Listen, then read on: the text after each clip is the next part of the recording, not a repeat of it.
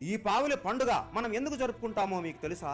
విష్ణువుకు మరియు భూదేవికి నరకాసురుడు అనే రాక్షసుడు జన్మిస్తాడు. ఎక్కడ విష్ణువు తన కొడుకుని చంపేస్తాడేమోనని భూదేవి విష్ణువుని ఒక వరం అడుగుతుంది. మన కొడుకుని మీరు ఏ రూపంలోనూ చంపకూడదు స్వామి అని కోరుకుంటుంది. ఇతని మరణం కేవలం నీ చేతుల్లోనూ ఉంటుంది అని విష్ణువు భూదేవికి మాట ఇస్తాడు. నరకాసురుడు మంచి బుద్ధులతో పెరుగుతాడు. కానీ బాణాసురుడితో స్నేహం చేసి చెడు లక్షణాలను నేర్చుకుని అమ్మాయిలను రాణులను బలవంతంగా హింసించి శృంగారం చేసేవాడు. అలా ఎన్నో రాజ్యాల మీద యుద్ధం చేసి ఆ రాజ్యాలలో ఉన్న రాణులను అమ్మాయిలను బలవంతంగా తన రాజ్యానికి తీసుకుని వచ్చి రోజుకు ఒకరితో శృంగారం చేసేవాడు. ఈ విషయం కృష్ణుడికి తెలుస్తుంది. సత్యభామ ఈ జన్మలో భూదేవి అవతారం లాగా జన్మిస్తుంది. కృష్ణుడు వెళ్లి సత్యభామకి నరకాసురుడు ఇలా 16,108 మంది ఆడవాళ్ళని బలవంతంగా బలాత్కరిస్తున్నాడు అని చెప్పగానే సత్యభామ కోపంతో పద కన్నయ్య ఆ క్రూరుడిని హతమారుద్దామని గరుడ